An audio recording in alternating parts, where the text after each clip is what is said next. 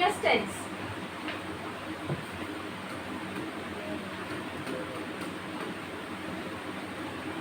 अब जहां पर परफेक्ट कॉन्टिन्यूअस की बात हो तो इसका मतलब क्या है? टाइम। मतलब यहाँ पर समय की बात भी करते हैं ये लोग कि वो काम कर रहा था तो कब से कर रहा था, वो गाना गा रही थी तो कब से गा रही थी, वो खाना बना रही थी तो कब से बना रही थी, तुम लोग पढ़ रहे थे तो कब से पढ़ रहे थे। ठीक है, इसमें टाइम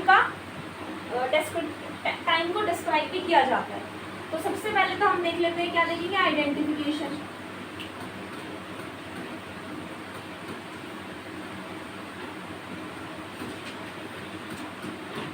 आइडेंटिफिकेशन में क्या होगा? रहा था, रहे थे, रही थी plus time, plus time. Helping verb इसमें लगती है हैड बीन। क्या लगेगी? Had been. मेन वर्ब इसमें लगेगी हमेशा कौन सी? First form of verb ING. अब प्रेजेंट कॉन्टिन्यूअस वर्ड आ गया ना, तो कॉन्टिन्यूअस आ गया तो first form of verb ING ही लगेगी, चाहे परफेक्ट कॉन्टिन्यूअस हो या सिंपल कॉन्टिन्यूअस हो। ठीक है, टाइम के साथ क्या क्या लगता है? Since and for. सिंस कब लगता है? With point of time. और फॉर कब लगता है? ड्यूरेशन, जैसे कि 1 मंथ्स। कौन है ये? कौन है 1 मंथ्स वाला? 1 मंथ्स। चलो ठीक है। Rules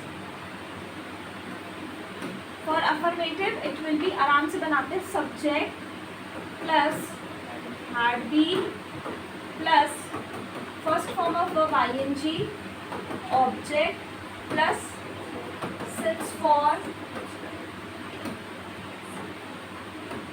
plus time. For negative it will be subject plus had. अब देखो यहाँ पे आप गलती करते हो, हैड बीन नॉट कर दोगे, हैड नॉट बीन। ठीक है, बीन से पहले नॉट आएगा, बाकी rest of the rule will be same.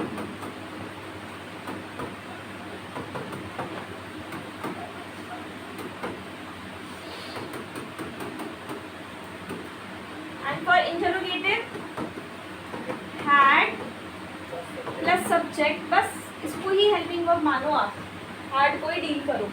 Had plus subject plus been plus first form. यहाँ थोड़ी मिस्टेक हो जाती है बस, बाकी तो सेम ही है।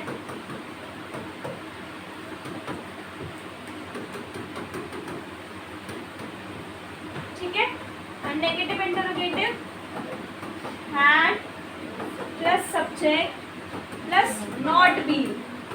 बीन नॉट नहीं, नॉट बीन, बीन से पहले लगेगा, plus first form ING object, rest of the rule will be same.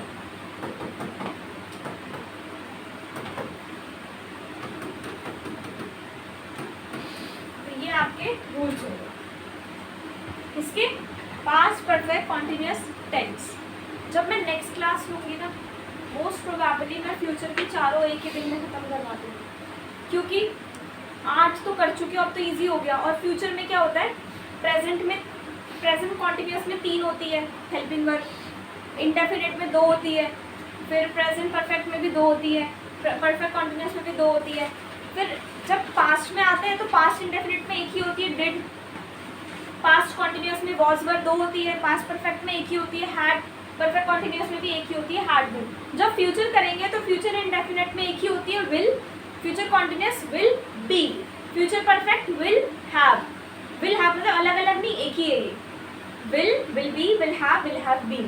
तो चारों में एक एक हेल्पिंग वर्ब है। और मैंने आपको बता दिया कि इंडेफिनिट में तो वर्ब की फर्स्ट फॉर्म लगेगी, किसमें? फ्यूचर में। कॉन्टिन्यूअस में कौन सी लगेगी?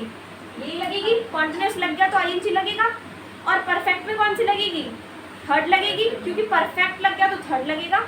और परफेक्ट कॉन्टिन्यूअस में भी कौन सी लगेगी? यही वाली लगेगी। तो मोस्टली तो आपको बता ही दिया मैंने। तो नेक्स्ट क्लास जब लूँगी, यानी जो वेडनेसडे वाली जो क्लास होगी उसमें हम फ्यूचर के चारों टेंसेस कवर कर लेंगे, ठीक है, एक ही क्लास में चारों फिनिश कर लेंगे। फिर नेक्स्ट वीक थोड़ी रिविजन करके थोड़ी इस पर प्रैक्टिस कर लेंगे। कुछ मैं आपको यहाँ पर इनकरेक्ट सेंटेंसेस दूंगी, उसमें आपको बताना है कि इसमें क्या गलती है, टेंसेस से रिलेटेड ही उसमें मिस्टेक्स होंगी कुछ, ठीक है। तो इसका एक एग्जांपल ले लेते हैं, एक एग्जांपल दो। एक तो तुम लोग कुछ बोलते नहीं हो ना, फिर गुस्सा आता है। एक सेंटेंस दो, हम 1 घंटे से पढ़ रहे हैं, 1.5 घंटा हो गया, 1 घंटे से पढ़ रहे थे।